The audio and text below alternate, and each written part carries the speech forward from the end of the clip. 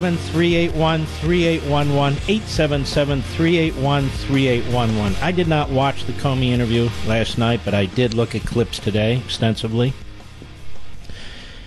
because my show was on at the same time, and I hope you had an opportunity to watch it. I'm sure you would have learned a hell of a lot more. But you wouldn't even know it's on if I didn't mention it on the radio. It's sad. I'm going to try and deal with that. We'll see. All that aside, so I'm walking my dog Barney down the street, and one of my few liberal neighbors is in his car. He's an ex-lawyer, says to me, "Hey, well, look at your buddy Hannity." They're always so kind, aren't they? Never had a nasty thing to say about Hillary or Bill or any of the rest of it. I said, "What about it?"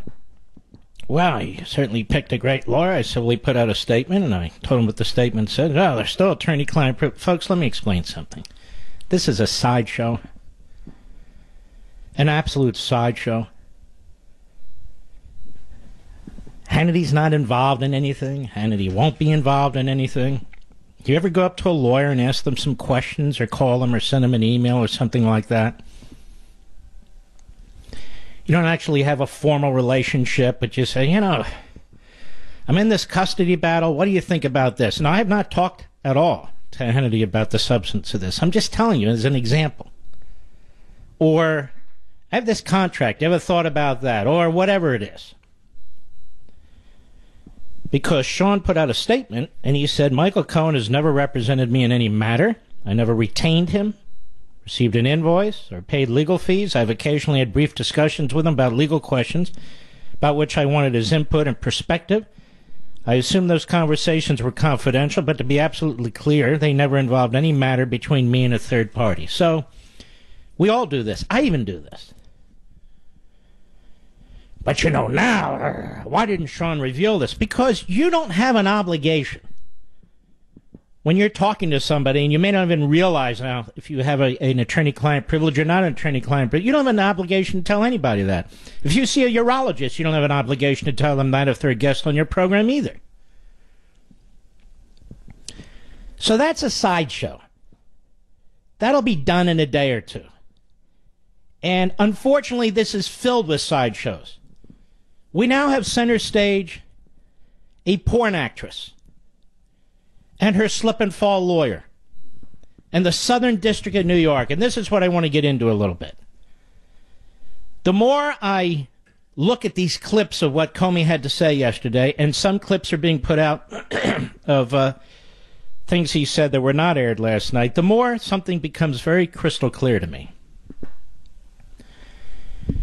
Comey's news conference in July, I think it was July 2016, where we all listened, and I listened, and he's laying out the case for indicting Hillary Clinton, and then he says, no, but she shouldn't be indicted. He rewrites the statute, and he does not allow the matter to reach the prosecutors in the office for their own independent decision. Remember all that?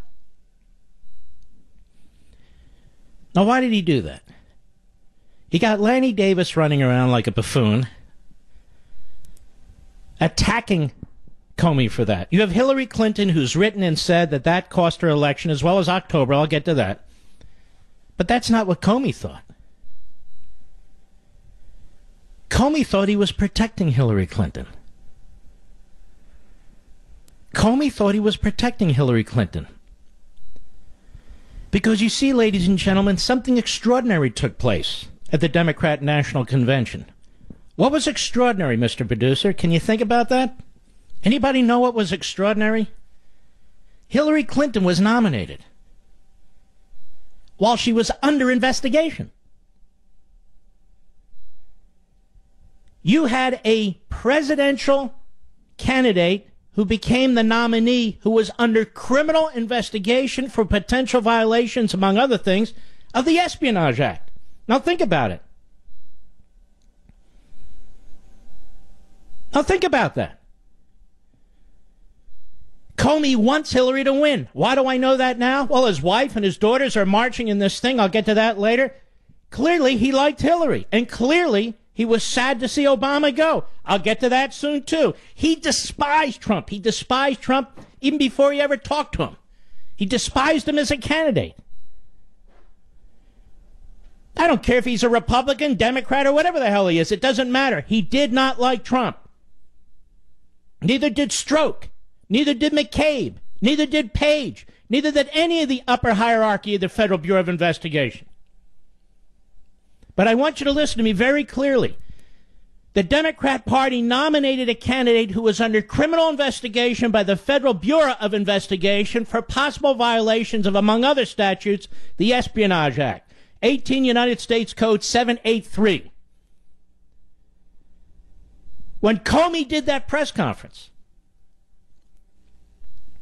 and laid out the case against Hillary Clinton, he changed the statute. We talked about this at the time.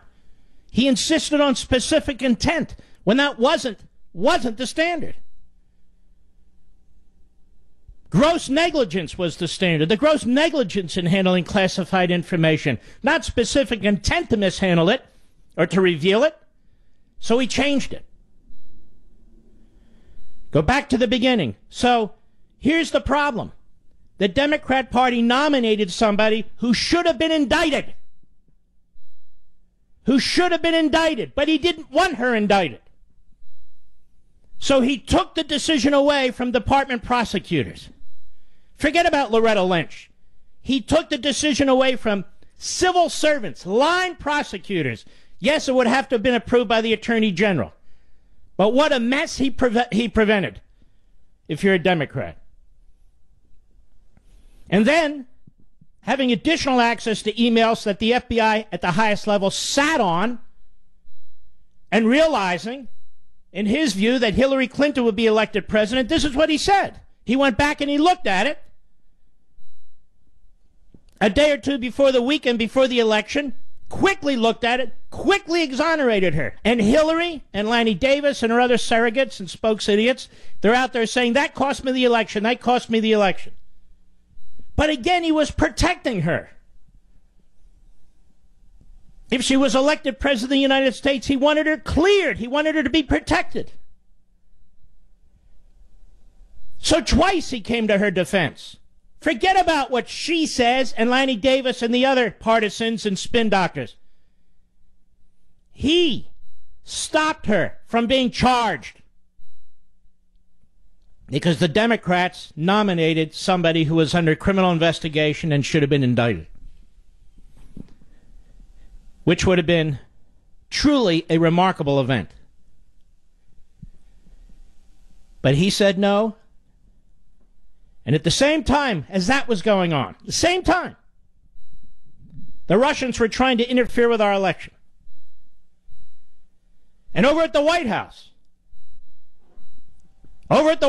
when Susan Rice became aware of this, she directed the head of cybersecurity not to do anything, and in fact, not to provide options for the President of the United States to address it.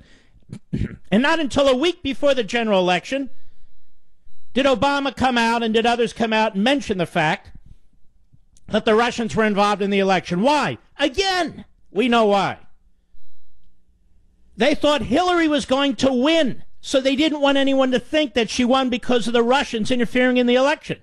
Because we all knew that the Russians really wanted her. But regardless, they wanted to disrupt the election. They wanted to disrupt the election. So you have two cover-ups. One is for Hillary specifically in her violations of the Espionage Act, led by James Comey. And the other was the Russian interference in our election, led by numerous officials in the Obama administration, but it goes all the way into the Oval Office with Susan Rice. Now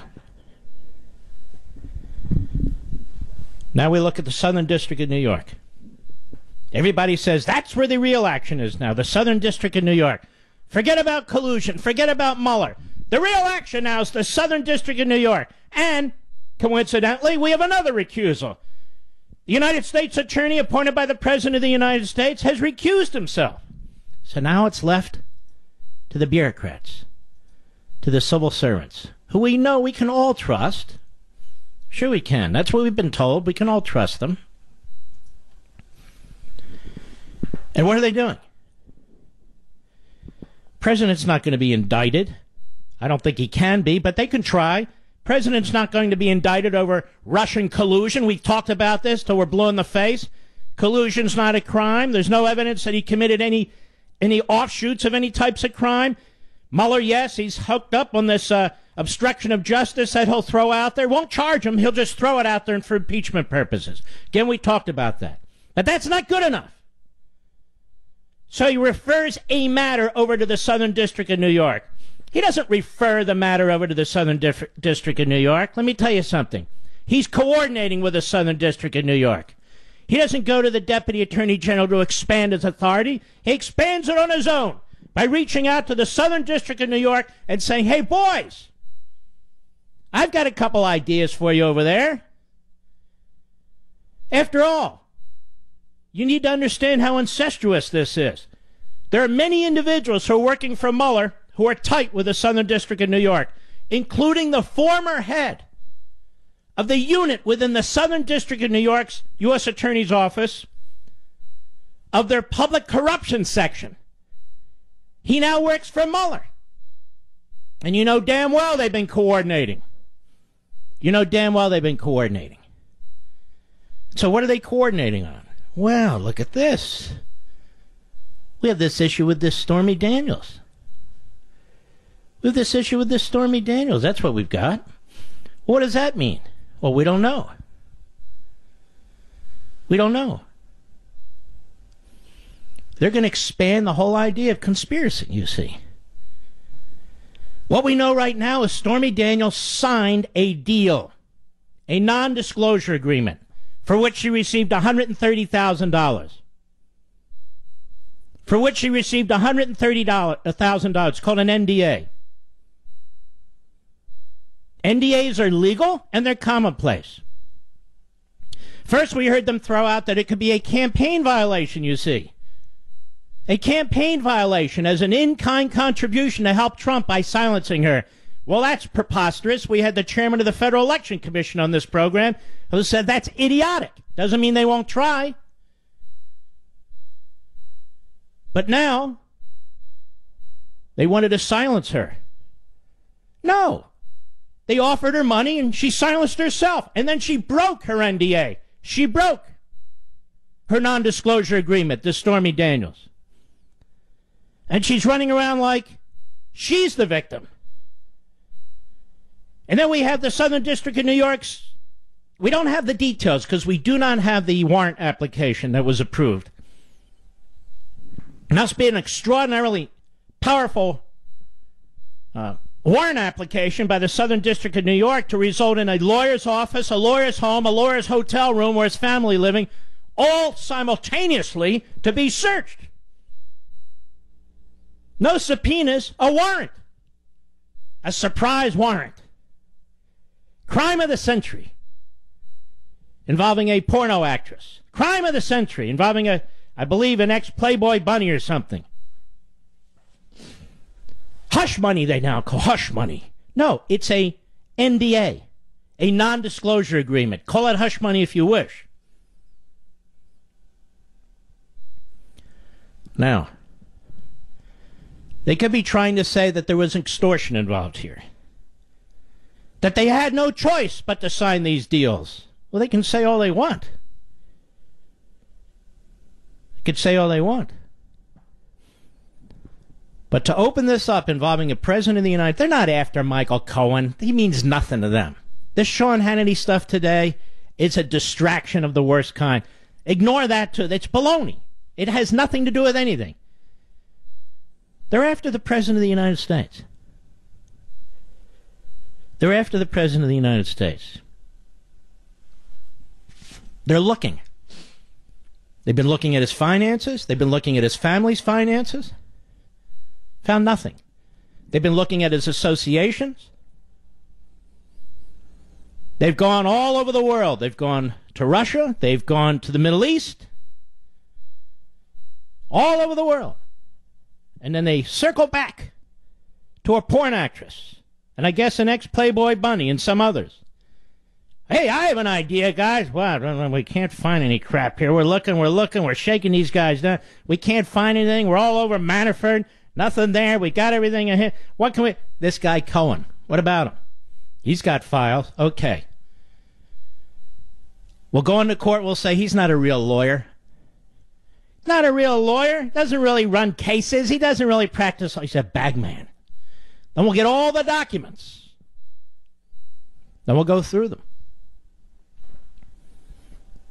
Apparently for 5 hours, they ran about an hour worth of tape. Jim Comey has now targeted himself. Now, what do I mean by that? He's locked himself into positions. So, depending on his relevance as a witness and depending on the context of any court case, Jim Comey will be called, perhaps by Mueller, as a prosecution witness, but he might be called also as a defense witness. The man is not smart. The man is evil. You saw him, those of you who were foolish enough to watch, ramble on like a smitten teenager. And the questions, for the most part, were really quite stupid. Does he think the president should be impeached? Why do we care what he thinks about that? He's a schmo. But there was something just put out that is relevant. It's relevant legally. That they did not air yesterday. But I'm going to air for you when we return. Just a couple of minutes. And this will also help you understand why Comey stood up to protect Hillary Clinton in July, whether she understands that or not, and then came back and protected her again in late October before the election, whether she understands that or not either. Because she could have easily been indicted and should have been. We'll be right back. Thank you, Mr. Vice President. I love the Vice President. He's a good man. Good man. Before I get to this Comey stuff, I want to remind you of a few things. Those of you who are younger may not know this. Those of you who are my age, 60 or so, just some recollection. Remember the Iran-Contra case? Remember what that was about? Yes, Mark, we transferred weapons. And not only that, we helped the freedom fighters in Nicaragua in violation of the Boland Amendment. Do you know the Boland Amendment was unconstitutional? It was an effort by Congress to control foreign policy, and the President of the United States didn't acknowledge it. So there was no underlying crime. And even the transfer of weapons to Iran was not a violation of any crime either. Yet it engulfed the Reagan administration for a time. They went after Secretary of State Shultz. They went after Secretary of Defense Weinberger. They went after Attorney General Edwin Meese. They went after the former CIA director who passed away, Casey. And, of course, they wanted the President of the United States. That investigation, ladies and gentlemen, went on for about 8 years under Lawrence Walsh, another Republican. But he hated Reagan. He'd been Deputy Attorney General under Dwight David Eisenhower for a period of time. And he brought in all kinds of hitmen, including this guy Jeffrey Toobin, who's now on CNN. But Toobin couldn't cut it. He was there a little while. Then he quit. Then he wrote a book to make money. And Walsh went after Toobin to stop Toobin's book. All kinds of sleazy stuff going on. Landmark Legal Foundation represented Attorney General Ed Meese. I was the lead lawyer representing him. And I was fighting it out with the independent counsel. And much of the litigation occurred under the statute in secret. In front of the three-panel so-called division, the court, which had 2 circuit judges and 1 district court judge on it, all appointed by the Chief Justice of the United States. And much of this litigation went on in a courtroom in Washington, D.C., which nobody knew about. And we were filing motions back and forth. And the viciousness of these so-called independent prosecutors in trying to destroy men who had done nothing except serve their country is what taught me a lesson about people like Mueller and the people he's hired. It got so bad that right before the election, right before the election involving the re-election of George H.W. excuse me, George H.W. Bush, the prosecutor Walsh brought indictments against Caspar Weinberger. Several of those charges had already passed the statute of limitations. So in other words, they were always going to be thrown out. Some of them didn't, some of them did. But the damage had been done. Excuse me, the damage had been done. In the case of my client, the former Attorney General of the United States, they wanted to destroy him. One of the most honest men I've ever known. One of the most ethical men I've ever known. Never took a dime from anybody. Always, always told us to shoot straight. Always. But they wanted him. They even wanted to indict George Shultz, the Secretary of State. You can go back and read these reports, because I wrote our report for the Attorney General. That's part of the official report in the so-called Iran-Contra matter. It's there on public for all to read. And the tactics that were used were loathsome. For 2.5 months, I had to go into this courtroom, actually into the chamber of one of the judges, and read from the grand jury testimony. Read. Wasn't allowed to take notes. Into a handheld, at that time, handheld recorder. They were going to use grand jury information in their report, which, of course, is outrageous because you can't cross-examine anybody in a grand jury. And I moved to have it all stricken in the draft. They refused. And then I moved to have the right to take the material back with me to put up a proper defense, and they said no. Then I moved to be able to at least read it into a microphone to play it back to myself in order to prepare a proper defense. And finally they agreed. Finally they agreed. So I know what kind of sleazeball activities are going on in the shadows here. And I am very much convinced that Mr. Mueller coordinated with the Southern District of New York, and I'm very much convinced that Mr. Rosenstein did the same thing, since he had to approve it. And what we have here, ladies and gentlemen, is a cabal. We have a cabal. Sort of this underworld, excuse me, I'm sorry, sort of this underworld of prosecutors and investigators who do not represent all prosecutors and investigators, but they do represent a lot in the Southern District of New York and in Mueller's operation, which he put together himself. And just like Comey, who wanted Hillary to win and took steps to try and protect her, even though she's too stupid to understand it, as are most of the people who defend her, because she should have been indicted as a candidate. But they didn't want Trump to win. And yet Trump won anyway. Now they want to take him down. Now they're going to use a porno star to try and take him down. Anything that works. Because there is no Russian collusion, except with the Hillary Clinton campaign and the Democrat National Committee, which Mr. Mueller's not investigating. Apparently nobody's investigating. Not the U.S. Attorney in Washington, D.C. Mr. Rosenstein doesn't see fit to ask anybody to investigate that. Now, James Comey, I am not going to bore you with endless clips about the interview last night. If you wanted to watch it, you watched it. And then tell you how smart I am analyzing those clips. But there is a clip out now that wasn't played last night. And the reason I'm going to play it is not because I think I'm so clever and can analyze it for you. I'm going to play it for you because it's going to tell you a lot that you probably may not have considered.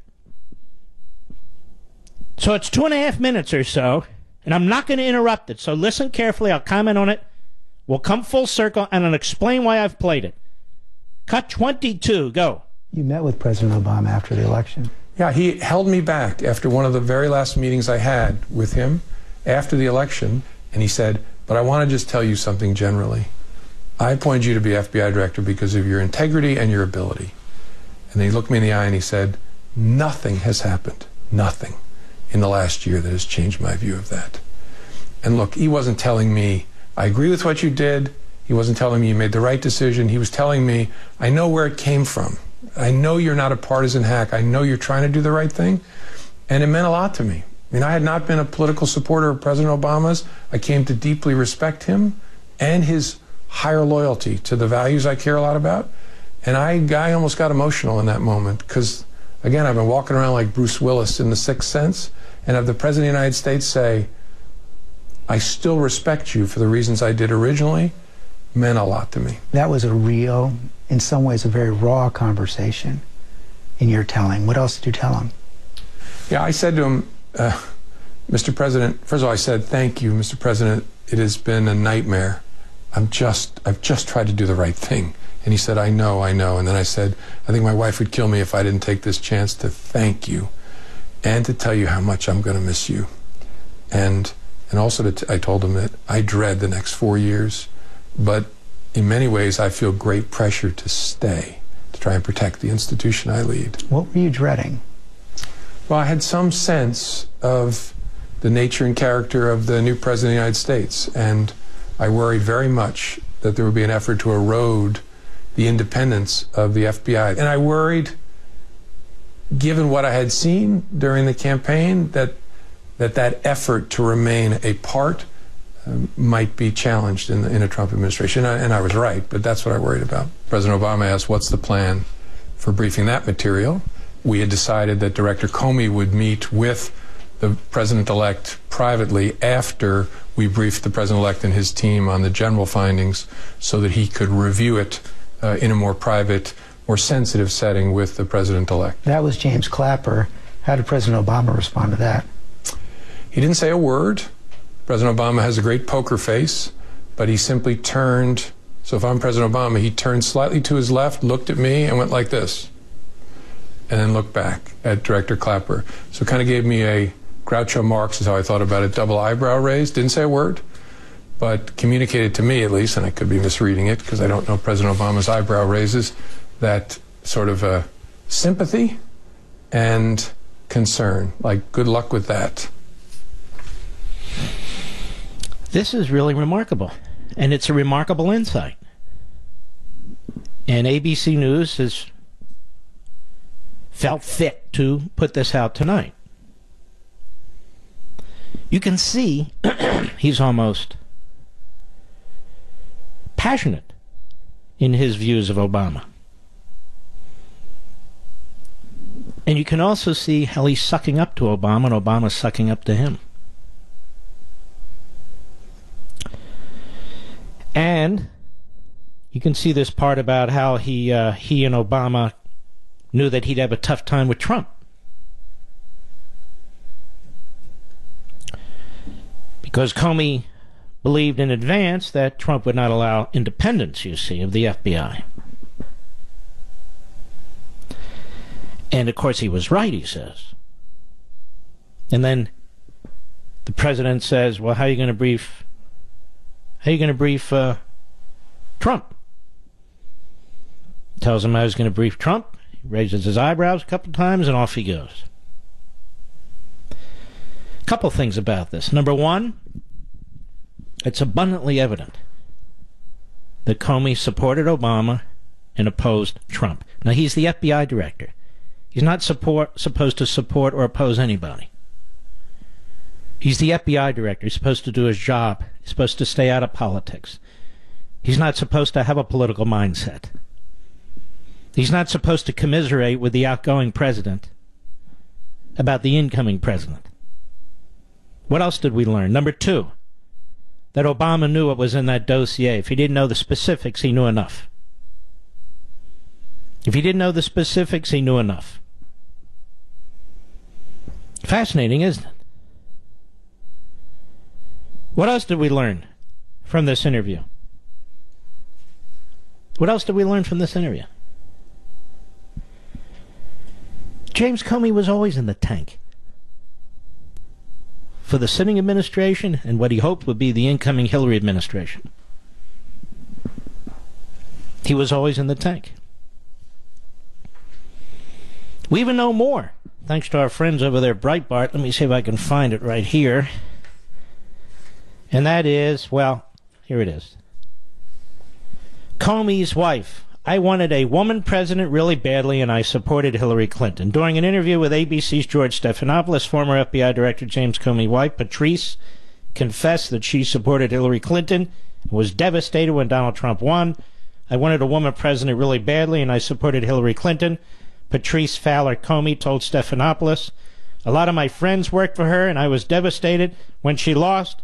Comey admitted that his wife and girls all took part in the Women's March in response to Donald Trump's election. You know, where they're talking about bombing the White House? My wife and girls marched in the Women's March the day after President Trump's inauguration, he said. At least my 4 daughters, probably all 5 of my kids, wanted Hillary Clinton to be first woman president. I know my amazing spouse did. Trump never had a chance with these people. Never had a chance with these people. Never. And you can be damn sure that his wife influenced him. You can be damn sure his wife influenced him. Just as McCabe's wife influenced him. And so this idea, there's Comey above the fray, just the good, straight shooter. He's a Republican, and I don't even know that to be true. But, you know, he was Deputy Attorney General under George W. Bush, just trying to do his job, damn it. Look how radical his family is. Now, do you think, with a family like that, James Comey was ever going to allow the indictment trigger to be pulled on Hillary Clinton? No. He was a special pleader for Hillary Clinton in July, and again in October. In July and October. This whole Russia interference issue was manipulated by the Obama administration on the intelligence side, the White House side, and the law enforcement side, and so was this. I'll be right back. Have you ever taken your car in for an oil change? Your mechanic finds something wrong and surprised you're hit with a huge repair bill? And what happens when you're not covered by the manufacturer's warranty? You're paying out of your own pocket to fix it. That's why I strongly recommend extended vehicle protection from CarShield. If your car is 5,000 to 150,000 miles, CarShield can save you from paying for high repair bills. Replacing your engine or even a simple sensor can cost thousands. When you're protected by CarShield, you can have your favorite mechanic or dealership fix your car. It's your choice. CarShield also provides 24/7 roadside assistance and a rental car while yours is being fixed for free. Get covered by the ultimate in extended vehicle protection. Get CarShield. Call 800-CAR-6100 and mention code Levin, or visit carshield.com and use code Levin to save 10%. That's carshield.com or 800-CAR-6100 and use code Levin to save 10%. A deductible may apply. Charlie Kirk, Daniel Horowitz, 2 of the young activists and thinkers who are coming up. And I view my role behind this microphone and on TV is to give them some, national attention. To give them some national attention. I'm not going to be here forever. Falling into bed has taken a whole new meaning ever since I started sleeping on my Casper mattress. Their engineers have created an exceptionally comfortable sleep experience. Get one, and you'll understand why it's the internet's favorite mattress. Casper's created 3 unique mattresses to help you sleep cool and comfortably year-round. The Wave is engineered to relieve pressure at 36 different points. The Casper mattress is more breathable and comfortable than ever. And the Essential mattress is innovation at a great price point. All of them are designed to coddle and comfort your every move. And they all provide the perfect support for every position you sleep in. So find out why Casper has hundreds of thousands of happy customers like me, like my family members. Try your Casper mattress for 100 nights in your own home with free shipping and returns. Go to Casper.com/Mark and make sure you use code Mark to save $50 on the purchase of select mattresses. That's Casper.com/Mark, then use code Mark, save $50. Terms and conditions apply. See the site for details. All right. Let me put in my code, try and pull this up. Which call would you take, Mr. Producer? Aaron in Los Angeles, 8:70 a.m. How are you, sir? I'm doing well, Mark. Good evening. How are you today? Okay. Go. First, I'd like to start by saying thank you for all that you do. You know, you basically take this water hose that we're all trying to drink from, and you break it down into digestible pieces. So thank you for doing what you're doing. Thank you. I really do try to do that. I really do try to take these things apart and put them back together again. Go right ahead. Okay, so my question is right now, I feel like, you know, the Republicans, we have control of the presidency, the House, the Senate, but I still feel like these Republicans are sitting on their hands. Like Jeff Sessions, I feel like he could be doing more. You know, I know he refused. Well, he could be doing more. He could be seizing his authority back from Mr. Rosenstein, who's handing off power to the Southern District of New York. He's expanding some of the powers of Mr. Mueller unrelated to the election. I don't get it. I don't think I'll ever know. I'll never understand. We'll be right back.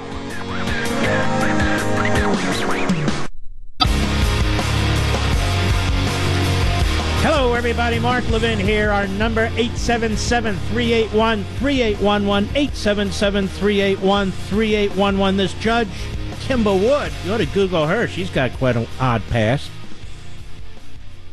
I'm quite serious. And by the way, this federal Judge Kimba Wood, who's overseeing this case involving Michael Cohen, she's going to be performing the non-denominational ceremony, the wedding, for George Soros. Is this recent, Mr. Call Screener? Oh, she did back in September 2013 for George Soros, who was 83 at the time, and his bride, Tamiko Bolton, who was 42 at the time. Kimba Wood is a well-known leftist. Let's be honest. I know. Hey, what are you, attacking a federal judge? No. We only attack conservative Supreme Court justices. We only attack Clarence Thomas and Neil Gorsuch. Not allowed to talk about liberal judges. Kimba Wood is a leftist. She, you might recall, she was the second person Bill Clinton nominated to be Attorney General, but she had a problem with illegal aliens or something or other. I can't remember off the top of my head. She also was involved in some kind of a, what was it, affair maybe? I'm trying to do this off the top of my head, so don't hold me to it. You can check it yourself. But, of course, she's the greatest judge who ever lived now because she's involved in this case, and she praised the Southern District of New York lawyers. There aren't any better, you know. There aren't any better. This is the way the local WABC station reported this on TV. A federal judge rejected a request from President Donald Trump and his personal lawyer. And by the way, I said Donald Trump would have sent his lawyers, remember, into this court and say, wait a minute, we want to see the warrant. We want to protect our clients' records.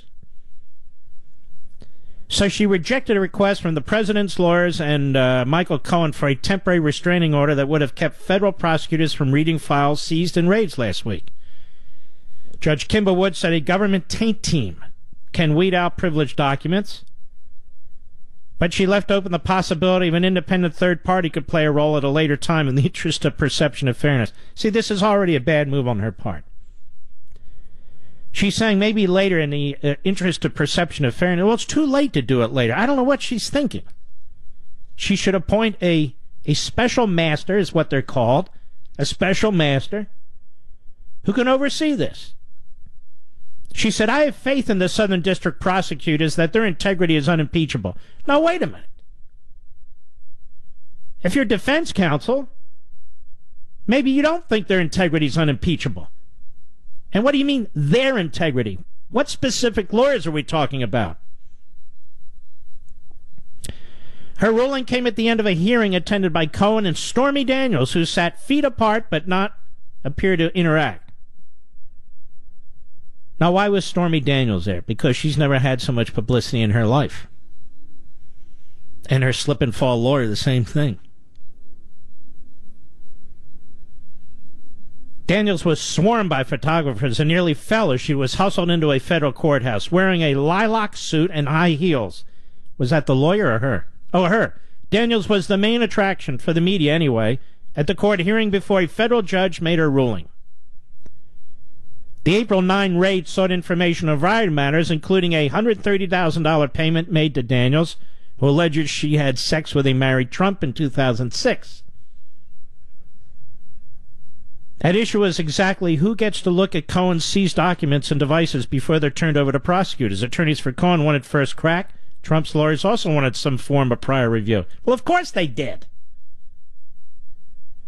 Prosecutors who say they raided Cohen's office, home, and hotel room as part of an undisclosed crime related to his personal business dealings preferred the ordinary procedure of reviewing the documents with a panel of prosecutors unrelated to the investigation.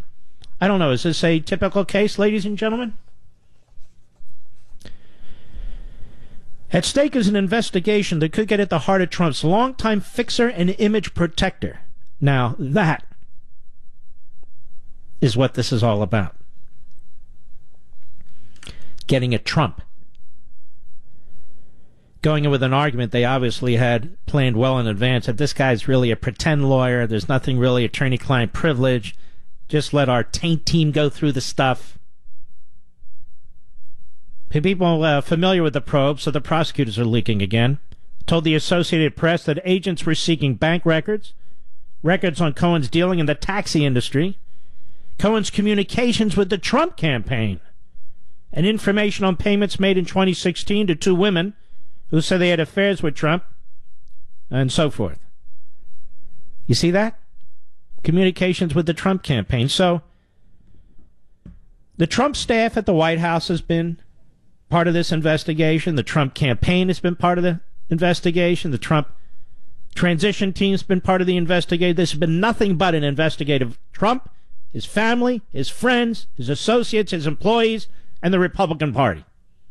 Under this idiot Rod Rosenstein. Lawyers for Cohen filed papers Monday saying investigators took everything during raids last week, including more than a dozen electronic devices. They said that prosecutors had already intercepted emails from Cohen and executed the search warrants only after discovering that there were no emails between Trump and Cohen. The point being, they apparently had earlier warrants, had been surveilling Cohen, didn't get any emails, and it wasn't enough, so they went in for more. One of Trump's lawyers, Joanna Hendon, filed papers late Sunday asking a federal judge to block prosecutors from studying materials seized in the raid until Cohen and the president have both had a chance to review those materials and argue which are subject to attorney-client privilege. Fairness and justice, as well as the appearance of fairness and justice, require that. Before they are turned over to the investigative team, the seized materials relating to the president must be reviewed by the only person who's truly motivated to ensure that the privilege is properly invoked and applied. The privilege holder himself, the president, Hendon wrote. Remember, this underscores my point. The privilege belongs to the president of the United States, not Cohen. And just because the prosecutors claim he's not practicing law, he's just a fixer, what the hell do you think a lawyer is? You go to a lawyer when you need something fixed. You don't go to a lawyer when you want to go to dinner or need bypass surgery or want to read poems to each other. What the hell do you think a lawyer does? Let's continue. President's lawyer Hendon proposed yet another level of protections, in which Cohen's lawyers, after finishing their initial review, would then be required to identify to the president all seized materials that relate to him in any way and provide a copy of those materials to him and his counsel. And what the hell is wrong with that? Cohen, who has denied wrongdoing, arrived early Monday afternoon. He did not attend Friday's hearing and was then ordered by the judge to appear in court Monday to help answer questions about his law practice. And what's the great revelation today? It's all over the media, so it must be important. I have friends emailing me, what does this mean? What should we say? It's all over Fox that their host, Sean Hannity, is said to be one of Cohen's clients. Now, let me address this again. Hannity put out a statement and read it on the air. Michael Cohen has never represented me in any matter. I never retained him, received an invoice, or paid legal fees. I've occasionally had brief discussions with him about legal questions about which I wanted his input and perspective I assume those conversations were confidential, but to be absolutely clear, they never involved any matter between me and a third party. Again, this is not unusual. You may meet a lawyer, may not even know them. You may have a lawyer friend, may know them well. You might say, hey, look, I have a question. Can I run a couple of questions? Yeah, okay. A couple of months, hey, I got another question. Run a question. That does not create attorney-client privilege. Attorney-client privilege has to be a reality, either in somebody's head, particularly the client, or some kind of written device. If somebody comes up to me and asks me a legal question, I may or may not answer it, but it doesn't all of a sudden create an attorney-client privilege, and you have no expectation of that. So it doesn't help Cohen to throw Hannity's name out there, and he didn't want to throw Hannity's name out there. The judge kept persisting. We want the names, we want the names, we want the names. Now, Sean. And by the way, this guy hasn't been convicted of anything yet, this Cohen. I don't know what the future holds for him. Nobody else does. But all of a sudden, he's kryptonite. All of it. Oh, my God, Cohen! I don't know anything about this guy. Neither does anybody else. You and I don't. Yeah, some questions. By the way, I don't know what Hannity asked him either. But so what? Why does any of this matter? Well, because Sean defends the president, and he has objected to this kind of intervention by the U.S. Attorney's Office in Manhattan. These violations of attorney-client privilege. And he should have revealed that Cohen had been his lawyer. But Cohen's not his lawyer, any more than I might be your lawyer if I give you some advice. But again, it's a non-issue. Absolutely a non-issue. When you're arguing over whether or not a U.S. Attorney's Office should be able to get a warrant and do something like this and then make these challenges on attorney-client privilege, you can make these arguments and not know the person who's involved in them. My argument would be the same no matter what. My argument would be the same whether I know the lawyer or not, whether I ask the lawyer a question or not. It has nothing to do with it. But it's a big deal, you see, because it's all over the news. It's not a big deal in the least. I'm just telling you, don't be spun. Don't be spun by this stuff, because that's exactly what they're trying to do. And, of course, over there at CNN, conga line of buffoons and morons. And over there at MSLSD, conga line of buffoons and morons. Of course, they're going to make this a big issue, because that's what they do. I mean, there you have Al Sharpton interviewing Joe Biden on MSNBC. That was pretty funny, don't you think, Mr. Producer? I think that's hilarious. I mean, actually, I think Joe Biden's so stupid that I actually think he makes Sharpton look like a genius. I'll be right back. Mark Levin. Men, one of the great top FBI officials that I've known is former FBI Assistant Director Jim Kallstrom. Jim, how are you, my friend? Hey, how are you, my dear friend? You doing well? I'm doing well, but you must be looking at this, shaking your head, grinding your teeth, and saying, what the hell has happened over there at my beloved FBI? Am I wrong? Oh, you're not wrong at all, Mark. I've been pontificating for almost 2 years now about, Comey was such a fraud from the get-go. I could see it happening right before my eyes. I couldn't believe it. Mm-hmm. Here's a guy with a ego the size of the length of the Jersey Turnpike, and zero common sense, and really zero experience from the standpoint of investigations. His crowning jewel was Martha Stewart, and how they screwed Scooter Libby, and a few other cases like that. But here's a guy that should never have been the FBI director. Himself and I don't know how many others, sycophants, 7 or 8, who are all Clinton lovers, and talked among themselves, as you well know, about how bad Trump was. And here's Hillary Clinton. I could spend an hour just commenting, and you could too, on all the issues with her, all the felonies she committed. The biggest felony she committed, in my view, one of the biggest, was meeting the 4 caskets at Andrews Air Force Base when they came back from Benghazi. One of those caskets had a Navy SEAL in it, young Doherty, who was the son of a fraternity brother of mine, very close friend. And Hillary Clinton told those grieving parents that, don't worry, we're going to catch this guy that made the video and put him in jail, and he's the reason your sons are dead. I mean, how low can you get, Mark? Mm-hmm. How low can you get? Not apparently pretty low. Now, Jim Kallstrom, former FBI assistant director, what do a lot of the FBI guys who you talk to, many of whom are retired now, what do they think about what's going on here? They can't believe it. They're obviously upset.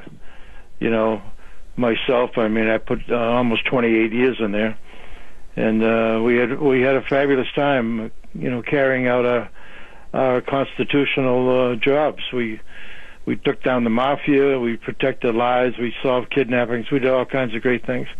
And we were there to protect the American people and the American business community against thefts of intellectual property, et cetera, and never once in my career did I ever hear anybody talking about politics or this guy or that guy.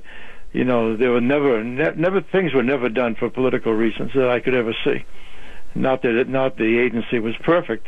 No agency is, but this is shocking that they would actually remove those cases on the Clinton Foundation and the Hillary Clinton investigation itself as to the espionage statute and all those other statutes, and bring that up on the 7th floor and basically cut out the field offices, so they couldn't see what was happening.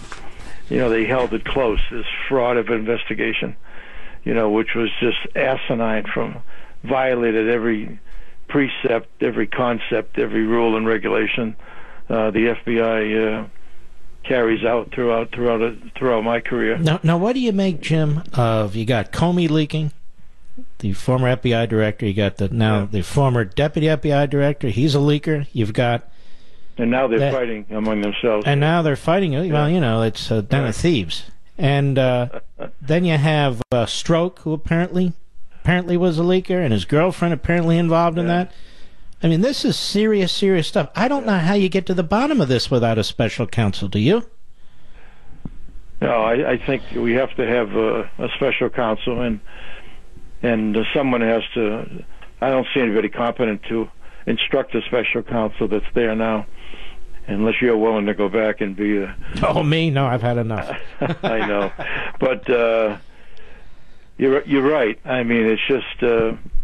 I believe it's a total conspiracy, a total cabal, a total fifth column. You know, that when it looked like Trump was going to be nominated, they...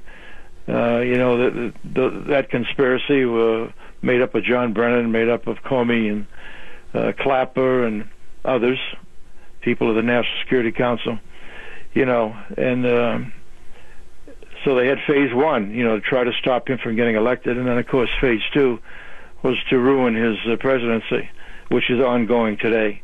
You know, the fraud is still being committed today, and you know, it's just unbelievable to me that Donald Trump, you know, tied his hands behind his back when, you know, he put Sessions in there as the Attorney General, someone I knew and liked, and I know you knew and liked, but it's just been totally ineffective and totally out to lunch. And Rosenstein, I mean, is just bad news, I think. Awful. James Kallstrom, Jimmy, I want to thank you. God bless you. If I ever get to New York, we're going to get together, okay? You're the best, Mark Levin. Keep it up. You're a great patriot. Love you too, brother. Jim Kallstrom. Great guy. Retired FBI assistant director, calls him as he sees him. And happens to call him right. I'll be right back.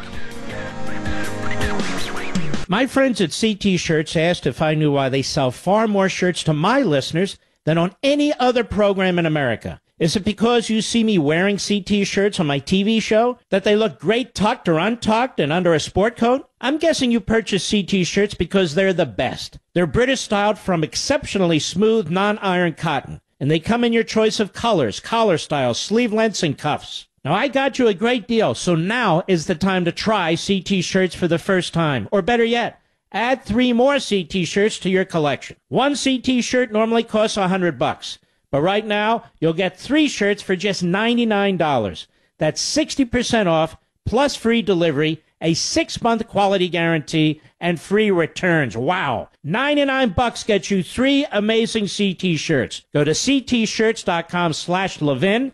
That's ctshirts.com/Levin. That's ctshirts.com/Levin. Let me ask you folks a question. If you're running a massive media operation, why wouldn't you send your lawyers into federal court and say you want a copy of the warrant in the warrant application? Now, you're not likely to get it, but why wouldn't you press that case, in the case involving Michael Cohen? Because the media are not only passive in what's taking place, they're cheerleaders. They're cheerleaders. They just assume, repeat over and over and over again, he's being investigated for wire fraud and bank fraud. Wire fraud and bank fraud related to what? Well, whatever. By the way, in the final hour of the program, we're going to be talking a bit about Syria. And our magnificent military and our terrific commander-in-chief. Sorry, I'm not one of these code pink Republicans. And I believe that trying to prevent the spread of chemical war and chemical weapons is in our national best interest. So I will discuss that a little bit more in the third hour. Now, here's some exciting news. Simply Safe. Simply Safe is a company that's been around for many years. They've transformed into the fastest-growing home security company in America. Now they protect over 2 million people, including my family. Well, they just released their brand-new home security system, the all-new Simply Safe. This system's been completely rebuilt and redesigned. They've added new safeguards to protect against power outages, downed Wi-Fi, cut landlines, bats, hammers, everything in between. The all-new Simply Safe was redesigned to be practically invisible, with powerful sensors so small you'll hardly notice them. You know who will notice them, by the way? Intruders. Simply Safe spent years building this system. By the way, I got the brand new system. Comes in a very nice box, very neat. Took me 25 minutes to set it up. That was it. If it takes me 25 minutes, it'll take you 15 or 20. Now, they added a great deal to this new system, but you still get the same fair and honest price. 24/7 professional protection, only $15 a month. With Simply Safe, there are no long-term contracts. There's no wiring. None of that. Brand new, cutting-edge technology. And this new system is smaller, it's faster, and it's stronger than anything they've built before. But supply is very limited, and that is a fact. That is not hype. Supply is limited. I spoke to them last week, as I do all my sponsors, to make sure everything's going okay, to make sure you're happy. And they said, we're running out of supply, we're working overtime. That's because you're responding. So go to simplysafemark.com right now to order your system. That's simplysafemark.com to protect your family and home immediately. simplysafemark.com. We trust it. We use it. And I'm glad we do. All right, let's take a call here. Sal, Los Angeles, California, the great AM 870, The Answer. Go. Mark, great show last night. Charles Kirk, Daniel Horowitz. I encourage all of your listeners to check in, tune it in. They were great. Thank you, sir. Issues, your great show. Thank you. Mark, I grew up on the south side of Chicago under the reign of King Richard J. Daley. Oh, yes. In a densely populated Italian neighborhood where I witnessed firsthand how mobsters and politicians work together. Mm-hmm. Tony Accardo, Sam Giancana. Unions, Teamsters, getting President Kennedy elected. Mm-hmm. Jesse Jackson morphing from Elijah Muhammad and his black Muslims to Operation Push. Mm-hmm. And lately, President Barack Obama, under the direction of Bill Ayers, Bernadette Dorn, Saul Alinsky. I suggest that there's something deeper than this. But first, I want to suggest that what we're seeing here in the news is the shiny object, all meant to distract us from the real issue. This Comey, Hillary, Russian thing is all meant to distract us from the real thing, which I believe is Obama, his involvement in Uranium One. If Hillary got $145 million, how much did Obama get? What's his cut? All those emails that he was directly connected to that are gone, what would be on those emails? The media connects even farther back. All of these tactics go to 1930s Germany. All right. Lost you there, but I do understand the new left is what you're talking about. And you're quite right about all the tentacles and tactics. And isn't it interesting, Sal, that the media really never wanted to get into all of Obama's connections with the hardcore Marxist left, did they? They're in the tank. They're in the tank. All right, my friend, I appreciate your call. We never did get to the bottom of all that, did we, folks? No, because the media would never want to get to the bottom of all that. Instead, let's just back up and look at this. The media chased this guy, Michael Wolff, who was a joke. But they wanted his book to sell. They wanted him to get a lot of publicity. And that's exactly what happened. The media found this obscure psychiatrist, a professor at Yale, who teaches psychology, is my understanding. And she was giving briefings on how President Trump is mentally deranged.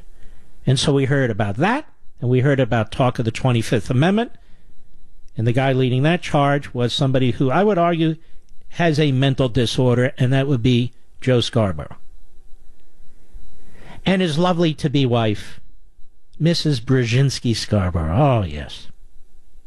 Can see my wedding invitation now. So they chased that for a while.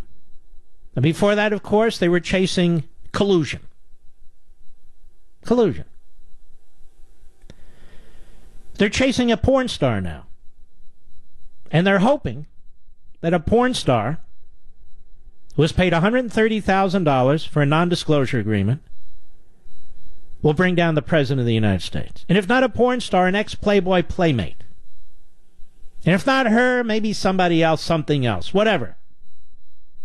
But dig, dig, dig. And if you can't get the president that way, then at least throw enough dirt up there so the Democrats can win, and then maybe he'll be impeached.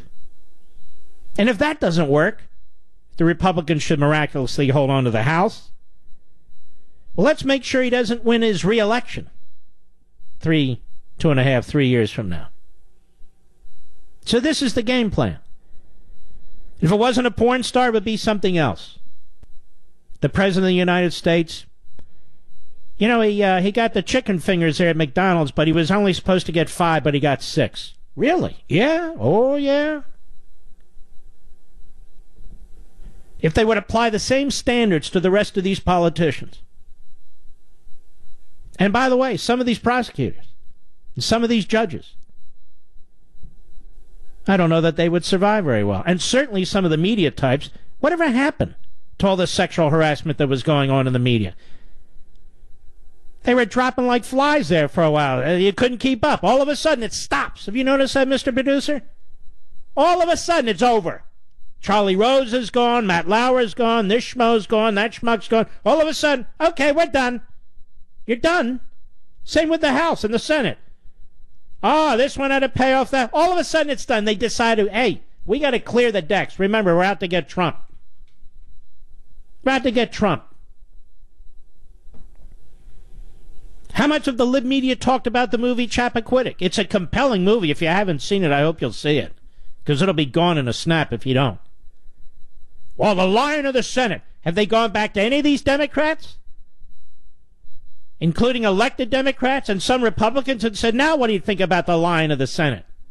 No, of course not. Brandon, Augusta, Georgia, the great WGAC. Go. Hi, Mark. I love your show. I love what you're doing for our country. Thank you. I want to talk about Jim Comey the second time he went out there. A lot of people really are not talking about that. The other stuff the Democrats and liberals do is easy to figure out. You know, it's very easy to figure out what they're up to, what they're doing. I never could figure out why Comey went back out there the second time, right before the election, and reopened the investigation. He could have swept that under the rug. If he thought Hillary was going to win, he would have swept it under the rug and waited until after she won. I think it was getting out, and he decided I better grab this, and he grabbed it. I'm telling you what I think he thought. And he grabbed it and then tried to clean it up real fast and take care of it, which he did, ultimately. He cleared the decks. Been behind everything. I think Obama was behind this, too. I think that Obama got the word right before that Hillary was going to lose. And he's like, Isn't it amazing to you, sir, that Obama was oblivious to everything? He was oblivious to the unmasking, even though it's in the newspaper. He's oblivious to the FISA stuff, even though that was in the newspaper. He's oblivious to the Russian intervention, even though his staff knew about it. He's oblivious to all this stuff. He's not oblivious to any of it, is he? Okay, so say, for instance, Obama got information that Hillary was going to lose, for sure. Well, he doesn't have information that Hillary's going to lose for sure. Well, then why? Because nobody knew that she would win or lose right up to Election Day. He thought she was going to win. Then if Comey thought she was going to win, why would he go back out there? Why did I just told you why. Because they already had these emails. He'd been sitting on them. And he had to put them out. And so he wanted to put them out now in order to kill them off. He even said he didn't want her presidency to seem illegitimate. He was trying to help her, believe it or not. He's just a moron. I have a different perspective, just human nature. I just think the way Democrats do things, the way Comey was doing things, that he would have swept it under the rug. I think it's just the opposite. I don't think he could have kept it under the rug. That's the problem. All right, sir, I appreciate your call. Chris Cillizza is another fraud from CNN. This conga line of goofballs. He thinks this is the unbelievable story of Michael Cohen and Sean Hannity. We thought the big news to come out of the Michael Cohen hearing on Monday in New York would be porn star Stormy Davis's presence in the courtroom. You would, you sleazeball. We thought it turned out to be so much more. We knew Cohen had a handful of clients at the time his law firm, home, and hotel room were raided by the FBI last week, and we knew the identities of two. But Sean Hannity? So many questions. Why did Hannity retain Cohen's services? He didn't. For how long? Not long. Why did he ever disclose this connection on the air? Why should he? I don't even understand this point. You got to go through your mind every lawyer have ever asked a question? Or even if it's any lawyer who you ever have had on, who you've ever secured. You got to go on the air and say, okay, I had this guy. What are you going to do? Put a list of all your business contacts, too? Where all your family members work? Is this a joke? Suddenly, CNN has a moral standard. Suddenly, it wasn't Kennedy, wasn't Clinton, it's not Obama and his fiats, it's not Hillary Clinton. No. Suddenly, they have a moral outrage. What a bunch of pathetic, self-serving goons over there at CNN. Truthfully. They got guys who work for Obama as reporters. Tell me, every time they do a story, do they mention... Hi, I'm, what's that jerk's name who does national security? I can't remember his name. Nobody can remember his name. He's insignificant. But he's on there. Does he say, I work for Obama? Hi. Does Jake Tapper keep saying, I work for handgun control? No. It's time to give your bathroom the cleaning it deserves. Get rid of all the junk that's lying around. Freshen it up with high-quality products from Dollar Shave Club. Dollar Shave Club delivers everything you need to look, smell, and feel your best. Razor, shave butter, shampoo, body wash, toothpaste, everything. I get an amazing high-quality shave using my Dollar Shave Club Executive Razor. And their Dr. Carver's shave butter is fantastic. It goes on clear so you can see where you're shaving. And since DSC delivers everything to you, you don't have to set foot in a store wandering the aisles, hunting for razor, shampoo, body wash, toothpaste. None of it. Clean up your bathroom and your morning routine. Join Dollar Shave Club today, and for just $5 with free shipping, you'll get the 6-blade executive razor plus trial sizes of shave butter and body cleanser. Then keep the blades coming for a few bucks more a month. Get yours at dollarshaveclub.com/Mark. That's dollarshaveclub.com/Mark. Really big news from PM Capital. I hope you listen. They know that when it comes to retirement, most want to make sure, that we have the means to travel and see more of this great country. That's why for a very limited time, ready? PM Capital is giving away an exclusive $2,500 travel savings card with all gold and silver purchases over $5,000. Think of that. You heard me correctly. You'll receive a free $2,500 travel savings card when you purchase over $5,000 worth of gold or silver from PM Capital. That's a win-win, right? You're still going to have your gold and silver.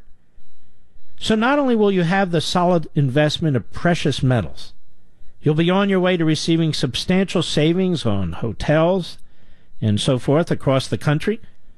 Call PM Capital right now to place your order. They're there. And this is for a very limited time. Call 1-877-382-2503. That's 1-877-382-2503. 1-877-382-2503, or visit mytravelcard.gold. That's mytravelcard.gold. Again, this will not last forever. As a matter of fact, it's on a short leash. You'll receive a free $2,500 travel savings card when you purchase over $5,000 worth of gold or silver from PM Capital. That, again, is a win-win. I want to strongly encourage you to do this before they run out of these travel cards. And they will. That's 1-877-382-2503. 1-877-382-2503. This may nudge you or prod you to do, what you probably ought to do anyway in terms of diversification with gold. But that is a hell of an offer, a hell of an incentive, truly. I didn't get it. Jim, Atlanta, Georgia, the great WYAY. Go. Mark, I want to know, can the Cohen's attorneys appeal Judge Kimber? I'm having a little trouble understanding you. Can you hear me now? Yeah. Can Cohen's attorneys appeal Judge Kimber Wood's decision today? Can they get another judge to look at that? There can be what's called an interlocutory appeal. They're not usually that successful because the circuit courts don't want to get involved in the trial court activity unless there is a complete absurd decision out of left field. So, probably not successfully. Okay. Well, now in the end, they can, appeal whatever they want, but it's probably too late. The other thing is she's been kind of all over the map. She's pretty much going to do what the prosecutors want her to do, but then she says something like, however, if there's a perception of unfairness, we may have to bring in a third party. So that's just ridiculous. Either bring in a third party or not. She could very easily order a special master be appointed and appoint one. She doesn't have to wait around. It doesn't take anything away from the case. It just makes it not only appearance-wise, but in reality, a much more just result. All right, my friend, I have stunned you with my genius. Thank you, sir. Let us go to Gene in New Jersey, the great WABC. How are you? Dr. Levin. Oh, my gosh. I'm so excited to talk to you. Thank you. I just wanted to say that last night I didn't want to at all waste my time listening to Comey, and I've been listening to your new program, Life, Liberty, and Levin, every single week. Thank you. It's absolutely wonderful. And last night, when you had the two young boys, well, I should say young men, Kirk and Horowitz. Yes, and you, of course. It was a wonderful, wonderful evening because even though I have been with this Comey and all of this nonsense going on, it's kind of depressing. And at the end of the evening, it was an uplift because they were uplifted about our future. Yes. And they were terrific. And this is what I want to do. Sunday nights, 10 p.m. Eastern, 7 p.m. Pacific. It's really the show you want to end your week with. Or, if you'd rather, begin the next day with. Gene, thanks so much. I appreciate it. And all of you who watch. We'll be right back. He's here. Now, broadcasting from the underground command post, deep in the bowels of a hidden bunker, somewhere under the brick and steel of a nondescript building, we've once again made contact with our leader, Mark Levin.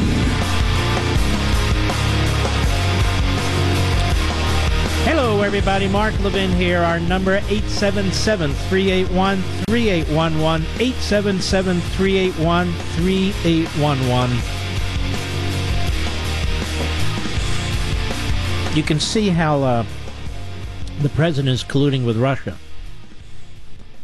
imposing the toughest sanctions that have been imposed on Putin and Russia, clearly in more than a decade, staring down Putin in the Middle East as he deals, the president does, with Syria. And I'm going to get into some of this. But before I do, I want you to hear Rachel Maddow on MSLSD Friday night. This is why she's one of the biggest cable audiences in the country, because she gets about 3.1, 3.2 million viewers, which means there's 3.1, 3.2 million nut jobs out there. And they are attracted to her program like flies to you-know-what. And this is the sort of thing that draws the attention of the hard left, what you're about to listen to. This is Friday night, when the United States Armed Forces, in harm's way, are launching attacks on the Syrian chemical depots and chemical plants. Cut to, go. Other countries and entities involved in the fight in Syria or considering their role in Syria are going to try to figure out how they're going to react to this U.S. strike. It will affect those other countries' view of this strike. It will affect their reaction to it. It will therefore affect the utility of this military strike. If the President of the United States is believed to have issued the order to launch this strike tonight, even in part because people think he wanted to distract from a catastrophic domestic scandal that is blowing up at home at the same time, the perception that the President may have ordered these strikes, in part because of scandal, will affect the impact and the effectiveness of these military strikes. Unavoidably. Even if the tail is not wagging the dog, even if you give the president every benefit of the doubt, even if his calculations about whether to launch this action against Syria tonight was taken with absolutely no regard for what else is going on in the president's life right now. What else is going on in the president's life right now unavoidably creates a real perception around the globe that may have been part of the motivation, both for what he did and particularly for when he did it. And it is a sad thing, and it is an upsetting thing in terms of American influence in the world and the risks that we take when we use American military power anywhere. But that perception that this president, under this much siege, may have made this decision that was in any way inflected by the scandals surrounding him, that by necessity has shaped America's national security options for who we are in the world tonight. And it will unavoidably shape the impact. That's enough. This rambling insanity, according to the left, shows a real intellectual flair. This rambling insanity. That the President of the United States did this to take attention away from what's taking place in this country. Now, let me ask you a question. Did it take Rachel Maddow's attention away from anything? No. She's still there. Did it take any host on MSLSD or the Constipated News Network, CNN? Did it draw their attentions away from their goals of destroying this president? Of course not. Did it change Adam Schiff? Or Chuck Schumer? Or Robert Mueller? Or Jim Comey? No, it didn't change any of them. So what the hell is she rambling on about? Like a moron. And trust me, she believes this crap. Now, she's not accused of being a conspiracy nut. You'll never see that written about her.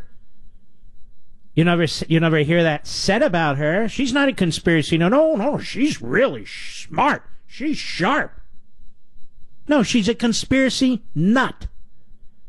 Now, the truth is, I could turn my Sunday Fox show into this, get up there, get behind my desk, and go on and ramble like a buffoon. Why would I do that?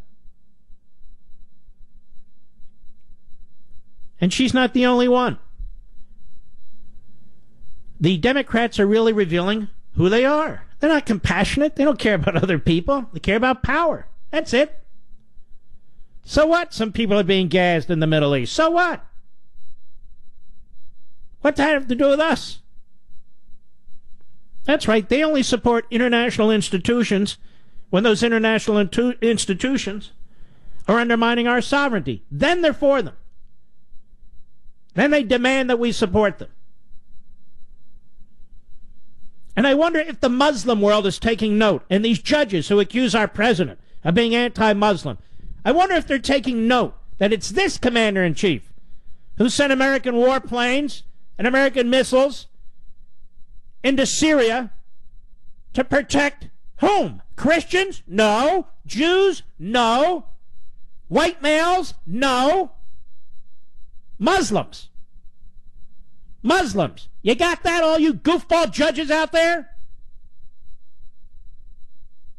And it's the liberals who are offended. Man, what are we doing here? It's a wag the tail, or the dog tail, whatever, wag something. Then there's Adam Schiff. Adam Schiff, who's a nobody. They can't get enough of Adam Schiff because Adam Schiff is the voice through whom they speak. Cut 3, go. I think the president did a couple things right and one big thing wrong. I think he was right to have strikes on these chemical facilities as a deterrent to Bashar al-Assad, to try to reestablish this norm against the use of chemical weapons. And I think he was right to pick targets that would not risk Russian lives and embroil us in a broader war. God forbid.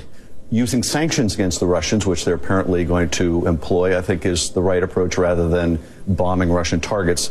But on the negative side of the ledger, this should have been brought to Congress for a vote. Morally justified, but probably unconstitutional. Was Congress in session? Was Congress ever in session? So I love these fools in Congress. They get up and they say, this should have been brought to Congress for a vote and so forth. Congress can't even meet deadlines for its budget. Congress can't even meet deadlines on spending. Congress can't even balance the books. So the president wants to hit Syria. Time is of the essence. Time is beginning to linger. And you should go to Adam Schiff and the Democrats and the Republicans and have them debate it. Now, we've only declared war 5 or 6 times in our history. For real wars, this president made it utterly clear. He wants to get out of Syria, whether you agree with him or not. He's made it utterly clear that this is what we're doing. We're keeping an eye on this nut job's use of chemical weapons. Why don't we take him at his word? He tells us the truth, certainly when it comes to foreign policy. And he's handled foreign policy, listen to me, particularly you never Trumpers. He's handled foreign policy beautifully. What he's done with North Korea, what he's doing with China, what he's doing now with Russia, how he's trying to deal with the disaster that Obama and Kerry and Clinton created with Iran and that deal, and Syria. He's inherited all this stuff.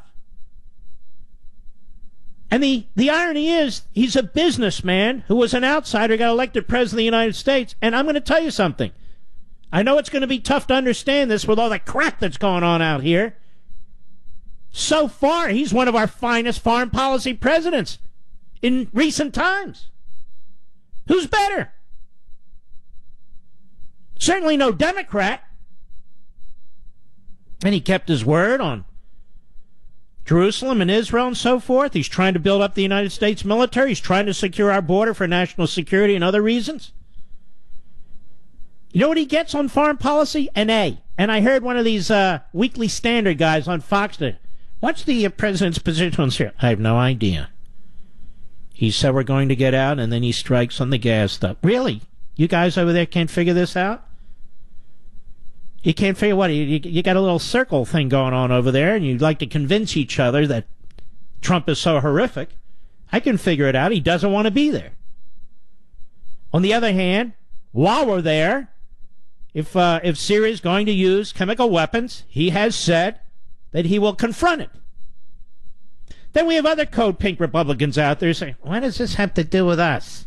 It's so far away. What does this have to do with us? Now, you would think after 9/11 that question will be obvious. The problem with chemical weapons is they're cheap to make and they're easy to use. And they're easy to cross over borders. They're easy to move from one region to another. And the term that we like to use is non-proliferation. We do not want the proliferation of these weapons of mass destruction. And that's what they are. They may have killed 70, 100, 200 people in this instance, but they can do a lot more damage, for instance, in Manhattan or Los Angeles or what have you. And it's not just Syria. This is Russia. Russia's behind this. Russia was supposed to make sure Syria wasn't making any more chemicals, wasn't storing them, and wouldn't use them. Russia's now in Syria, effectively running Syria, and yet look what Syria is doing with chemical weapons. Look what Russia's doing with chemical weapons. Now, it's been understood for 100 years. Perhaps the Code Pink Republicans don't know this. It's been understood for 100 years. It's been understood since World War I, after World War I, since World War II, after World War II, that we cannot just allow these kinds of genocidal weapons that are cheap to make and easy to move. We cannot make them considered like conventional weapons. And once there are systems to make them, to store them, to transport them, and they become ubiquitous, then it's too late. Then it's too late. That's why the president's doing what he's doing. He's letting the Russians know, the Syrians know, and all these other backward fools know that at least when it comes to the United States, France, and the UK, no, it's not tolerable.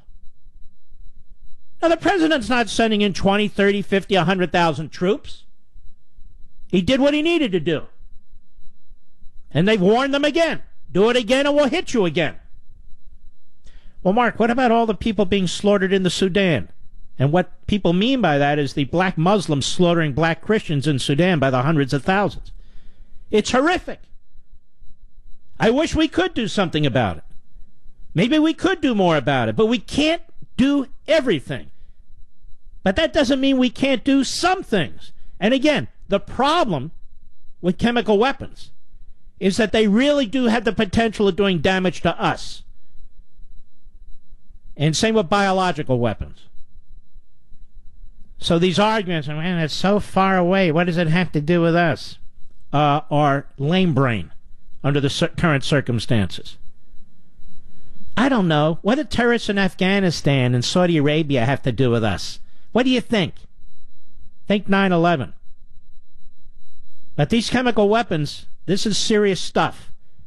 And it doesn't take much to make them and to transport them and to use them, which is why a country like Syria, which has nothing, almost no resources, which is held up by Russia, makes them and uses them.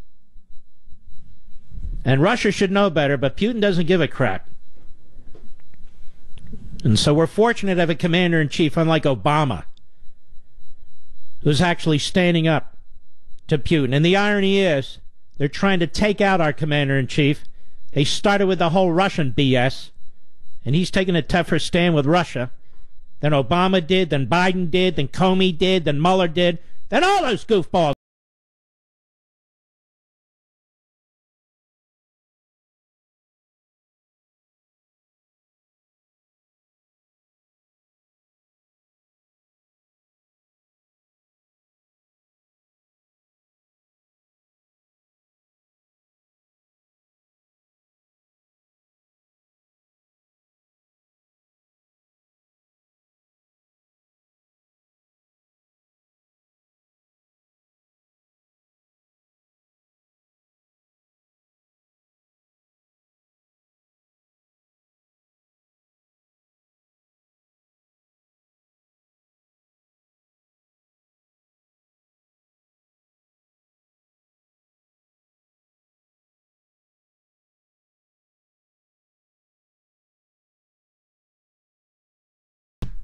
They have to get specific approval from both the House and the Senate of the United States.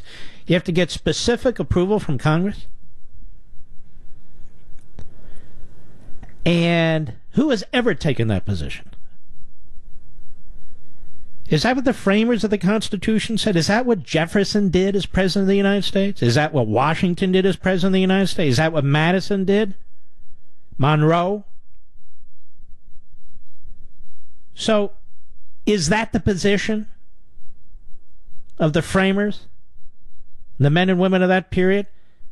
That any time a president uses military power, he must get congressional approval? Is that what it says?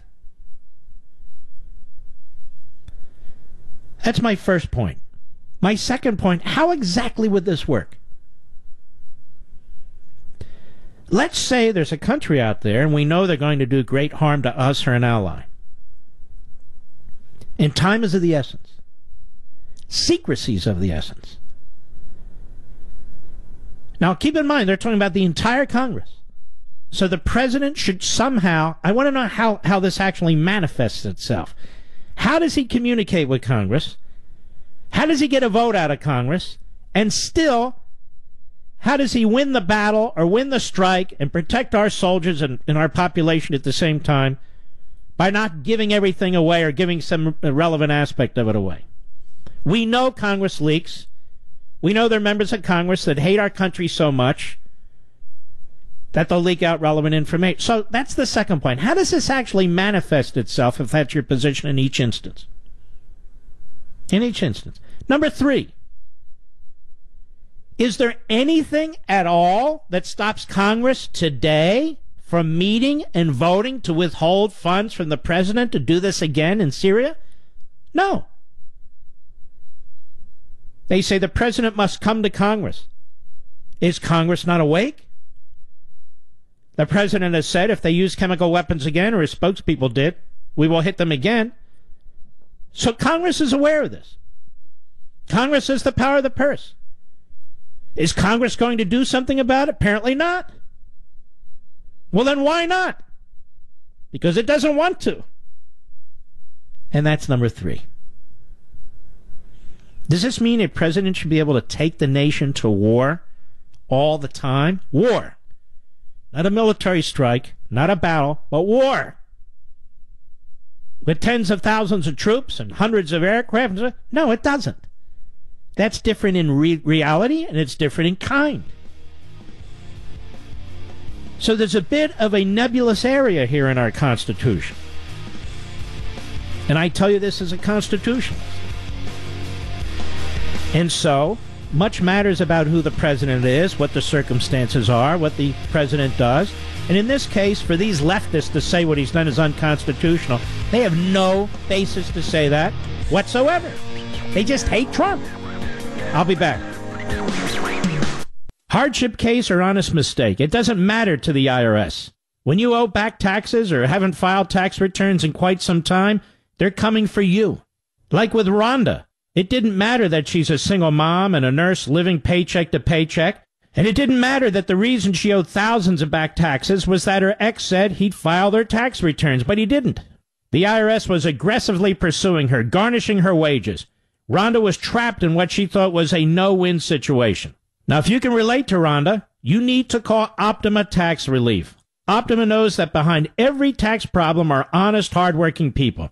People with families, homes, savings, and paychecks that need protection, which is how they've resolved over $500 million in tax debt for their clients and are A-plus rated with a Better Business Bureau. Call Optima Tax Relief at 800-499-6300, 800-499-6300. That's 800-499-6300. You know, this show ought to be 5 hours long. I turn around and it's almost over.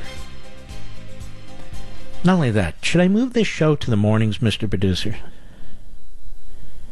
Should I move it to the mornings? Just throwing that out there to shake things up. Make people nervous. Where are we? Oh! You've heard me talking about... Mr. Producer doesn't like that, by the way. Don't worry. You've heard me talking about the Equifax breach, right? It's one of the worst breaches of financial information in history. And we all wanted to believe companies would clean up their acts, right? But they haven't. It's only gotten worse. Every week we're hearing about another breach. Now it's Panera Bread, and I like Panera Bread. And Delta Airlines. And the Facebook situation. First it was 50 million people, now it's 87 million people. I wonder how many other breaches there are that we don't know about yet. You can't wait around to see what happens. You have to protect yourself just like I did, just like my parents have. I found the best company to take care of me and my family. It's My ID Care, so I switched over to them. And they're a great sponsor. For less than $10 a month, My ID Care covers you for the 9 types of identity theft. And they provide 100% identity recovery guarantee if you do fall victim, or your money back. Now, you can't find the level of protection like this anywhere else. This is the best. Learn more and get 15% off at myidcare.com with promo code MARK. myidcare.com, promo code MARK. Or we have a special toll-free number. They set up this toll-free number. They didn't have one before, just for this program. Why? Because many of you are listening to me in your trucks and your vehicles and so forth. It's 866-334-3084. That's 866-334-3084. myidcare.com, promo code MARK, 866-334-3084. Now, why do you need this? Because everybody's going after your data these days. Maybe not your personal computer, although you never know. But if you use a credit card or if you do things online, you're vulnerable. You're vulnerable through social media. You're vulnerable on the internet, period. You're a target. You file anything with the government, same thing. You have to protect yourself because nobody else is going to do it. This is what we've come to learn. And this is why My ID Care has decided to cover, regular people like us. They used to just do big companies, but that's how good they are. So learn more, get 15% off at myidcare.com with promo code MARK. And if you're in your car right now, give them a call, 866-334-3084, 866-334-3084. I cannot encourage it strongly enough. Well, of course, Mr. Producer, my call screen is down. Who do we have? Who do I want to speak to? You go ahead. Tell me. Who is it? Rob on Long Island, the great WABC. Go right ahead, sir. Mark, hi. Good evening. Thanks for taking my call. Yes, sir. When this Comey thing came out, I remember a couple of years ago reading, it was actually got it from teaparty.org, but it was referencing a Breitbart article. And it talks about what was Jim Comey. Sorry, okay, go ahead. It talks about Jim Comey when, after he worked for Ashcroft, he goes to work for Lockheed Martin, earns $6 million. Then Lockheed Martin gets multiple contracts, about 17 from the State Department, and then Lockheed Martin becomes a big donor to the Clinton Global Initiative. And then it goes on to talk about Jim Comey's brother, who was the tax firm that audited the Clinton Global Initiative, and then after that, the brother works for another firm that secured the contract to redo the FBI building. And the point I want to make is that he's so conflicted that there's no way the man didn't even go to the Saturday morning inquest, with Hillary Clinton, in which Strzok ran the interview. That I just think that should be talked about, how these folks in the government, So you think that's going to fix it if we talk about it? Well, we're well beyond this at this point. I mean, I don't, the reason I do this show differently, while you don't hear me just play the clips of the interview and then comment on the clips and so forth, unless there's one that's particularly outrageous, is because I'm trying to take it to the next step. I'm trying to show the collusion that actually exists between Mueller and what's going on in the Southern District, the other things they're trying to throw at us that we ought to ignore. I mean, I can go back, which is what you're talking about, and talk about what took place 5 years ago and so forth and so on. But I don't really care to do it. It's not going to get us anywhere. All right, my friend, thank you for your call. These people are crooked. Robert, San Francisco, the great KSFO. Go ahead. Hey, Mark, I'm sitting here looking online, and I'm reading. I haven't read this article yet, but I'm going to. It's from U.S. News, and the headline reads, Syria missile strikes based on what evidence? And then here's another World News report, and it says, report, Moscow has irrefutable proof chemical attacks in Syria staged. Well, how about that? So you're calling me about an article you haven't read, and now you read another article about Moscow. No, I haven't. I'm going to read both these as soon as your show's over. Well, that's fine. What good does it do us? Well, I'm just sitting back looking at in the past. We had Nikki Haley here 10, 11 months back state that if Syria gets gassed again, we're just all right, gonna listen, go in. pal, I know what you're trying to do. You're throwing stuff against the wall, trying to create confusion, trying to tell the audience nobody knows what happened. We know what happened. French know what happens. The Israeli intelligence know what happens. The Jordanian intelligence knows what took place. We have other people on the ground who are telling us what took place, and I believe the President of the United States is not a fool. So if you want to listen to Moscow and so forth, just to show you how ridiculous that is, they blame the UK. They say the UK did this to cause the problem. You believe that?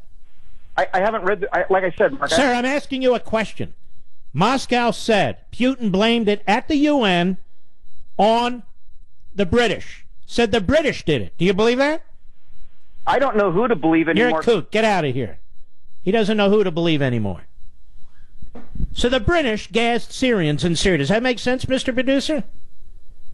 Because everybody's mad, you see, at Putin, and the British are trying to get us in the war with Russia. Is that the theory? No, it's the Israelis. They want to get us in a war with Russia. Is that the theory? How about the most rational conclusion that these countries have come up with, including ours? Everybody was citing Mattis before. Mattis, you said you weren't sure and so forth. Notice they don't cite him anymore. Because an hour after we were finished cleaning up Obama's mess over there in Syria, Mattis took to the microphone and he said, yes, we're certain of it. We're certain of what took place. Russia at the UN keeps blocking votes condemning what took place. Russia blames the UK at the UN. And this guy wants to cite Moscow. Why is it that so-called conservatives sound like leftists now? Why is that? Deb, Maryland, the great WMAL. Go ahead. Mark, I have a question for you. Can I make a quick statement about the Chappaquiddick movie? Yeah. I think the best, for me, it was so sad. It was so poignant, though, when he was eating in the restaurant after she was already dead, but they showed a clip of her trying to get air, gasp for air in the car. And he's just sitting down to a big, really nice meal. It's like he's a sociopath. Just sitting down with a He is, and he was a sociopath. And you remember, his cousin came in, and the U.S. attorney came in. They couldn't believe it. Yeah. They said, have you reported this yet? And no, I have not. Well, that's what I want to say about the movie, and I really thought it was very well done. But the other thing was, and Mark, I hope you don't think this is an ignorant question. Honestly, when I think about, I know you... Go ahead and ask it. Relax. You lovingly call him Big Dummy. And actually, that's what I call Google in your name. Who do I call Big Dummy? Bill Clinton. So yes, sometimes I call him, his initials are Bill Jefferson Clinton, and sometimes I call him B.J. Clinton. They're both great. What I want to say was, so, as I recall, he fired tons of attorneys and hired everyone that would be for him. So I was researching what type of lawyers they would be, and I saw the Article 3 judges, but they're under Article 2, they're civil officers, basically. Right. So, but that's all I know. I really What's your don't know. question? So how come the people that have a conscience, why don't they fire all the people that are against them and hire judges in the meantime that might be a little bit more for... But you mean fire judges? Isn't that what Bill Clinton did? Well, not fire him, he got rid of them. But you can't fire Article 3 judges once they've been confirmed, as we call them, Article 3 judges. And administrative law judges are civil servants. They're lawyers, most of them. They're civil servants. So you can't just fire them either. And this woman that is... If you're talking about United States attorneys, yes, you can fire them and replace them, which is what past presidents have done. Even ones that are for freedom that would fire the crummy judges, the ones that... I don't know. No, we're not firing judges. He can't fire judges. Okay. Okay. Now I got you. I understand. Okay. All right, kid. Appreciate your call. We'll be right back. Marksdale College is educating millions of Americans on freedom in the Constitution, economics, history, and other areas through their free online courses. Now, many of you have taken one of them, too. They also teach congressional staff and other leaders constitutional principles at the Hillsdale Kirby Center in Washington, D.C. It's a beautiful place. And I'm sure you've heard by now that Hillsdale's partnering with charter schools, too, and how every student on their main campus is required to study the Constitution, regardless of whether they major in music, chemistry, mathematics, English, or anything else. Hillsdale does all this as part of their mission to help all Americans pursue truth and defend liberty, to help Americans become better citizens, and to preserve freedom. Now they're sending a copy of the Constitution and Declaration of Independence to every middle and high public school principal in America, along with an offer to provide free copies for every one of their students. Now learn how you can help in this effort and how you can get your own copy of Hillsdale's Pocket Constitution to keep or give away at levinforhillsdale.com. That's Levin for Hillsdale.com, levinforhillsdale.com. Let us go to Blanca, Las Vegas, Nevada, the great Kate on KDWN. Go. Mr. Levin, it's a pleasure to speak to you for the second time. Thank I'm you, a lucky Blanca. girl. Thank you. I just want to thank you for all you do every single day in the radio and Sundays also on the Fox channel. I wish I'm from Mexico. I'm an immigrant, legal one, and I waited so long, 13 years, to come to the United States. And about 2 years ago, I started listening to you. I don't know why it took me so long to find you, but I found you. But I thank you. And That's what my wife says, by the way. But anyway, go ahead. My 14-year-old listens to you, too, and what I really like about you, it's about teaching people about the Constitution of the United States. I think Latinos or anyone, any immigrant who comes to the United States should listen to Mark Levin about the Constitution of the United States. We listen to little things here and there, but we don't get the explanation and exactly how it works.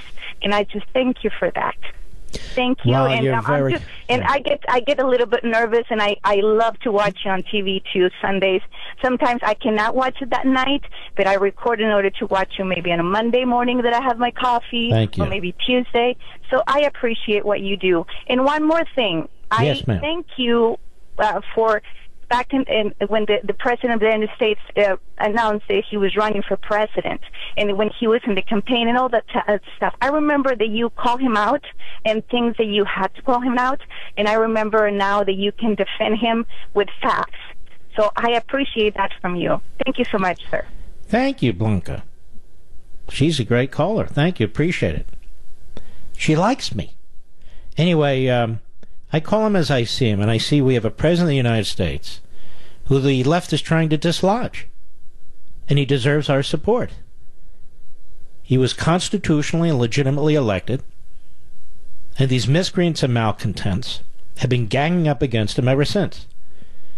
And they control the culture, and they're from all parts of the culture, whether it's our public schools, colleges, and universities, whether it's the media, whether it's Hollywood and the film industry and the television industry. You know, for the first time in probably years, I was watching some of Saturday Night Live, and they have these two guys doing the news. Have you seen this, Rich, or Guns? It was disgusting. 2/3, it seemed like, was Trump just trashing him and trashing him and trashing. I thought, is this funny? You goofball failures in drama school? Is this funny? It's not funny at all. It's stupid. Really stupid. Saturday Night Live. Saturday Night Schmucks. That's what they ought to call it. Paul Ryan on Meet the Depressed. This one I needed to hit you with. Cut 12, go. But let's talk about fiscal discipline. I want you to respond to something Bob Corker said. He said this Congress and this administration likely will go down as one of the most fiscally irresponsible administrations and Congresses that we ever had. And he's referring to the fact that this tax bill spiked the deficit. It's higher than even what was projected. And we're at $1 trillion. You walk away with $1 trillion. Hey, Chuck, it's not just the taxes. It's the spending. Why can't you admit that, being a leftist and all? Why can't you say that? The government's too big. Say it after me, Chuck. Government's too big, spends too much, borrows too much. Say it, Chuck. Go ahead. It's going to happen that the baby boomers retiring was going to do that. These deficit $1 trillion projections have been out there for a long, long time. Why? Because of mandatory spending, which we call entitlements. Discretionary spending under the CBO baseline is going up about $300 billion over the next 10 years. Tax revenues are still rising. Income tax revenues are still rising. Corporate income tax revenues, corporate rate got dropped 40%, still rising. Mandatory spending, which is entitlements, that grows $2 trillion over the next decade. Why does it grow $2 trillion? Because the boomer generation is retiring, and we have... Well, we all want to thank you for doing so much about it as Speaker of the House. I know you get plenty of kudos for talking about it over the decades, but you didn't do it. You didn't do it, and you were Speaker of the House. So if you can't do it and you're Speaker of the House with the Republican majority, then why should we listen to you anymore? And so we won't.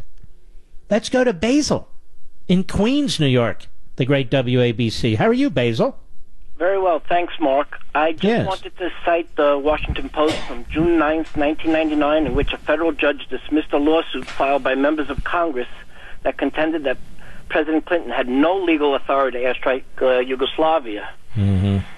The judge noted that the courts traditionally have been reluctant to intervene in political disputes concerning matters of war. So it was okay for him to bomb Yugoslavia. And how long did he bomb Yugoslavia for? I think it went on for months and months. It went on for months. It went on for months. And this was a... Did you hear all the liberal Democrats jumping up and down? No. The silence was deafening then. Exactly, because that's what they are, frauds and hypocrites. All right, Basil, thank you for your call. You know, I like people who are named after herbs, Mr. Producer. That would be H-E-R-B. H is silent, by the way. Alex, Gainesville, Florida. We're running out of time. Quickly, go. Hey, Mark, longtime fan. Really glad to finally get to talk to you. Thank you. Wanted to talk about something one of your earlier callers was mentioning. Well, guess what, Alex? We're going to have to take your number. Guns, seriously, take his number. And we will call you tomorrow. I apologize. I took my eyes off the clock. We salute our armed forces, police officers, firefighters, and emergency personnel. Please check out Levin TV tonight. It's brand new. I know you're going to love it. And I'll see you right here tomorrow. Take care.